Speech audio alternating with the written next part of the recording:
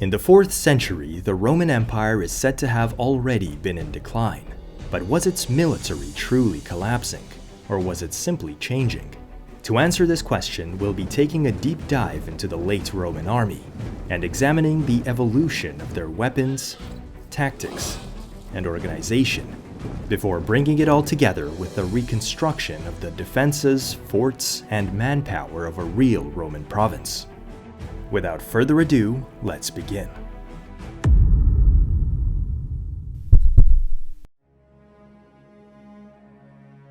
One of the defining aspects of the Roman army was its ability to change and adapt over the centuries to meet new threats and address their empire's constantly shifting strategic position. The famous professional army of the Principate peaked in the 2nd century and consisted of 2 branches of soldiers. These were, of course, the around 5,000-strong citizen legions composed of reliable heavy infantry and smaller 500 or 1,000-strong non-citizen auxiliary units composed of various types of infantry and cavalry. Additionally, Rome would sometimes recruit allied irregulars who were called numeri. But as successful and unstoppable as this army structure was for its time, even it was forced to change and adapt as the empire faced different challenges. Most notably, the series of plagues, civil wars, and invasions happening simultaneously for almost the entire 3rd century, which drew the army away from the frontier zones, severely compromising their defenses and encouraging even more invasions in a never-ending cycle. In many ways, this crisis should have put an end to the Roman Empire, and in some ways it did, giving birth to a new one that was very different in many regards to its former self, including militarily. Although the types of military units remained the same, there was a big change in the equipment and appearance of the average Roman soldier. Most Roman infantry were still heavily armored troops fighting in close formation, but they now employed a wider range of weaponry than before, including spears, long swords, a variety of javelins and heavy darts, and sometimes more specialized weapons like clubs and battle axes. Units of light infantry such as archers were still prevalent, and cavalry now grew in status to include many more specialized units than previously, like horse archers and heavily armored cataphracts. But the main key difference of this new 4th and 5th century army was how it functioned. The primary organizational difference was that its branches were no longer divided by citizenship. They were now divided by their designated military roles. The first branch of the army were still stationed along the frontier and known primarily as Limitanei, while the other branch, the Comitatenses, were mobile field armies that were mostly stationed further inland and always ready to march out and reinforce threatened sectors, or fight off any usurpers, which had become alarmingly common. In fact, it was the desire to deter rivals that was the true origin of the Comitatenses. Of course, in the past, Rome had no designated field armies, and any manpower needed to fight civil wars or campaigns needed to be composed of detachments from frontier garrisons, which would greatly weaken the borders. Just like other major changes in the Roman Empire, the creation of a field army didn't happen overnight, but was a continuous progression over the course of a century. Arguably, the first example of this was as early as the late 2nd century AD, when Septimius Severus broke with previous military practice and stationed a legion, the 2nd Parthica, in Italy. This gave the emperor easy access to a mobile strategic reserve to be used in campaigns or for fighting off potential rivals to his power. Another example of a mobile field army can be seen in the mid-3rd century. Emperor Gallienus created a separate cavalry force and stationed it at the strategic location of the city of Mediolanum to rapidly respond to any crises. But it's unclear if Gallienus' successors continued to maintain this special cavalry force at all. A much more clear and important change, however, was Gallienus' removal of senators from military commands. This led to the old senatorial commanders or legates of the legions being fully replaced with equestrian prefects, something that would become standard in the late empire. The first concrete origins of the field army were during the reign of the great reformer Diocletian in the late 3rd century. Along with his myriad reforms, like enforcing a greater degree of conscription and repairing frontier fortifications, Diocletian was always accompanied by his own personal army, or sacer comitatus, as attested on the tombstone of a member of this elite force, one Valerius Tiumpius, a Lanciarius of the 11th Claudia. This bodyguard force was definitely a source of inspiration for the late imperial field armies. It was finally under the reign of Constantine the Great in the early 4th century that the late Roman army was formally created. Constantine continued Diocletian's reforms and formally divided the army into the Limitanei, frontier units, and Comitatenses, mobile field units, both of which also had naval elements responsible for providing transportation and securing the rivers and seas around the empire. Aside from this regular army, there were also now imperial guard units that would always accompany the emperor, replacing the Praetorian Guard of old. These were called Scholae Palatinae and troops termed Protectores and Domestici, though the latter two likely functioned more as staff colleagues of officers rather than genuine military units, who always accompanied the emperor. Now let's take a look at what this new army would have looked like. The most innovative and prestigious were the mobile field units, or Comitatenses, who derived their name from comitatus, meaning entourage or retinue. They were all divided into regional field armies, and were usually led by an officer with the title of magister, who had several additional titles based on his seniority, region, and the field army he commanded. Other commanders had the title of comes, who either led Comitatenses armies that were usually smaller than those commanded by the magistri, or were part of the Limitanei instead.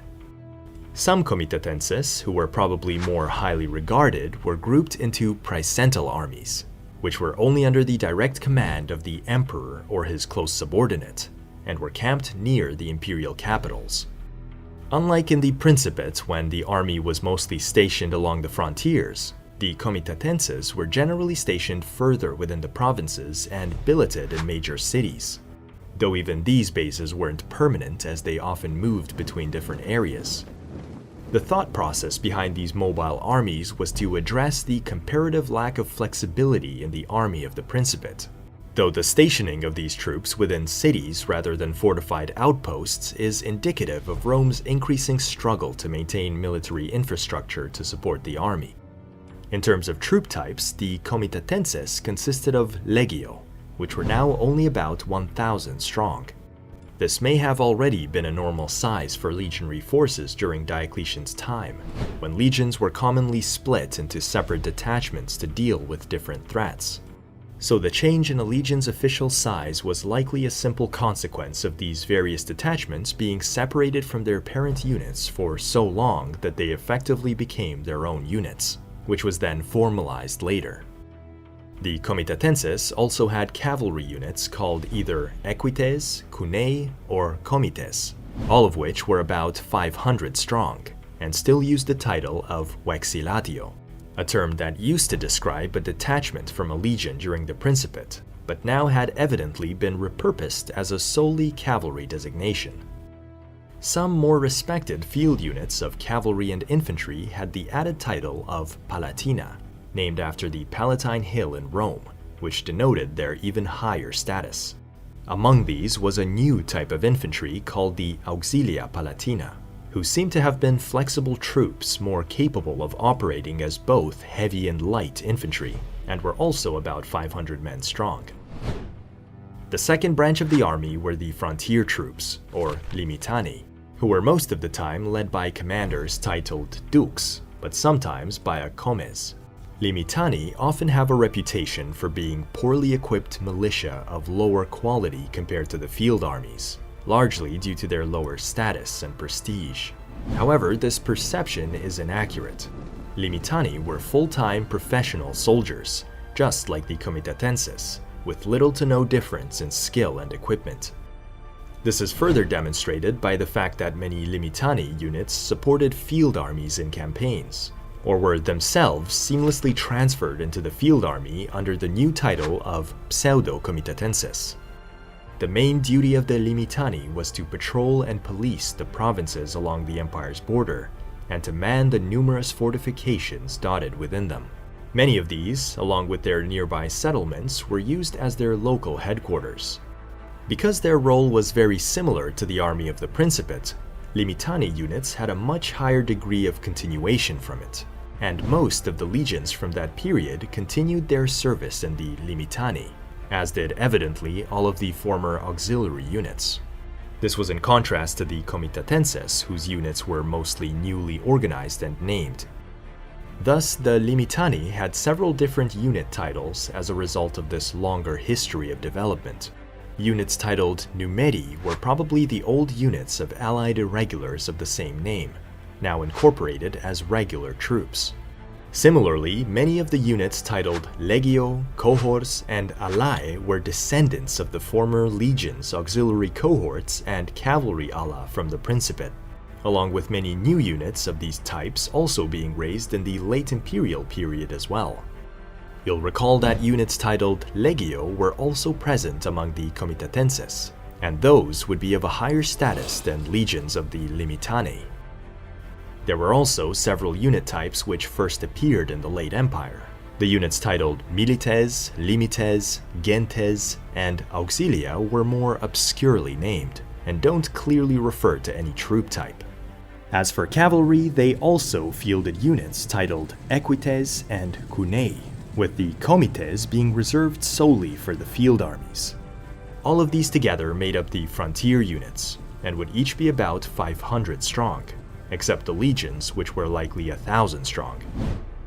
Each of these units from both the Comitatenses and Limitanei were led by officers with differing titles, these being Tribunus, Praefectus, and Praepositus. To better understand the confusing system and organization of this late Roman army, let's take a look at a frontier province as an example, like Moesia Secunda, and identify its full military strength. As was common with other frontier units, the leadership of those in this province fell to a senior commander with the title Dux, a rank which evolved from the Principate. He commanded a force of 2 legions, which were split into several detachments across the province. We can recognize the names of the units to be the old 1st Italica and 11th Claudia legions of the Principate that were already stationed there for many years, but were now just broken down into separate smaller units of Legio and Cohorts following the reforms. The Dux also commands 3 cohorts of infantry, which seem to be descendants of the auxiliary cohorts of old, 7 Cunei of cavalry, and 10 obscurely named units titled Milites. All these units would collectively hold the designation of Limitanei, and would give the Dux's forces a paper strength of about 12,000 men. Notice how some of these units are stationed very far inland, even in the provinces of Rhodopa and Thracia, which proves that not all Limitanei were stationed right on the border, and the dispositions of the army's branches were not fixed. Supporting the frontier troops would be a nearby field army led by the Magister Militum per Thracias, whose main base was often the city of Marcianopolis in the same province. His army contained 21 legio and 7 cavalry vexillatio, 3 of which were of the Palatina grade, giving the field army a paper strength of about 25,000 troops. Unlike the old army of the Principate, the movement of this field army for the purpose of fighting campaigns or civil wars would be harder to detect by external enemies, and the daily activities and patrols of the frontier troops would not be impacted by their absence. Furthermore, the 2 praesental armies of the East would normally be based at Constantinople, each with a paper strength of about 21,000 men. The first army consisted of 6 Legio Palatina and 18 Auxilia Palatina for infantry, and 12 Vexillatio of cavalry, of which 5 were Palatina grade. The second army had an almost identical composition.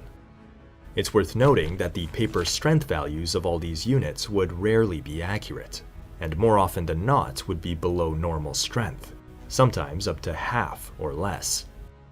But in general, we can see the overall strategy of border control in this province, which would be very similar for the others. In the event of an external attack, the Limitanei would be the first to engage, and would either repel the attack entirely or delay it long enough for the Comitatenses to arrive, after which the enemy would be hopefully defeated in a pitched battle or through irregular warfare. We can now better understand the devastation of the Battle of Adrianople in 378, which crippled elements of the Thracian and Praesental armies, impeding future Roman responses to the Goths.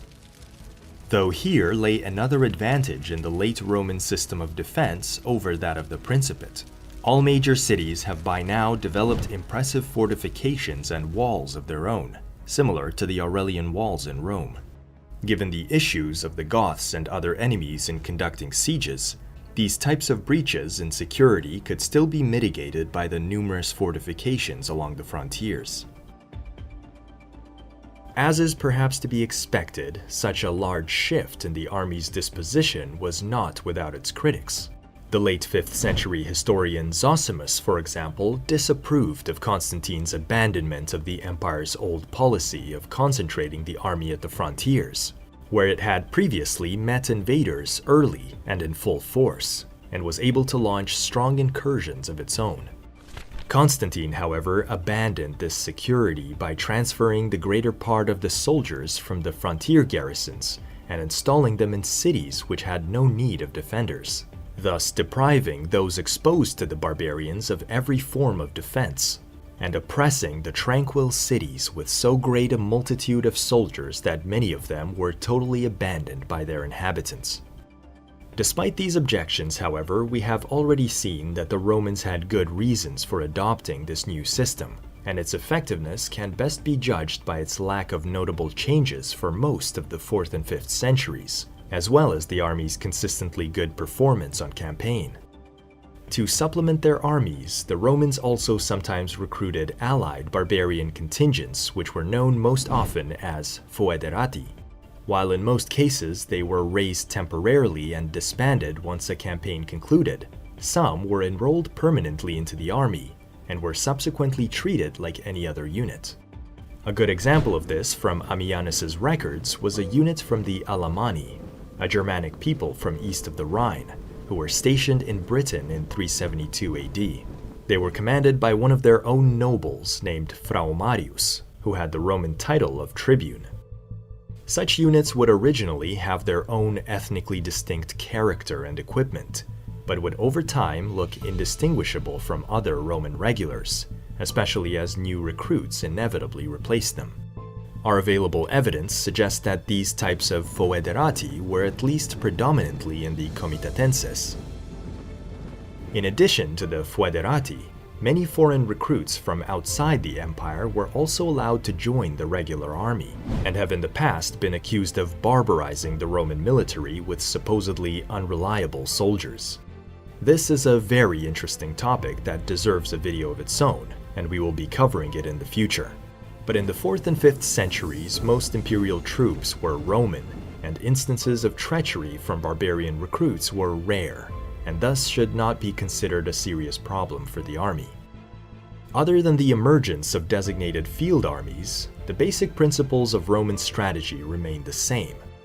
Attacks into enemy territory continued, with a greater emphasis placed on weakening enemies via raiding or defeating them head-on, and even battle tactics didn't change much. There were of course minor variations due to changes in equipment and the use of more specialist cavalry, but heavy infantry would still be typically deployed in the center, with a second line in reserve. Supporting them would be various light-armed troops, and cavalry would be stationed to protect the flanks. There is a common perception of the Roman army essentially reverting back to a spear-armed phalanx in this period, but this is yet another of the many oversimplifications and myths of the late empire. A close analysis of our sources does not suggest any radical departure from previous methods.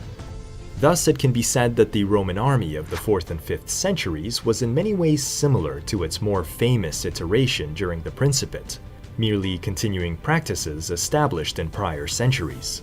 But in other ways, it was very different. being the product of a long period of evolution and adaptation. But for all its changes, the new imperial army remained a well-organized, disciplined force that could stand its ground against any foreign enemy, even during times of great crises and decline. We are currently working on many more videos on the Roman army that will soon be released, so make sure you click the bell icon to stay tuned.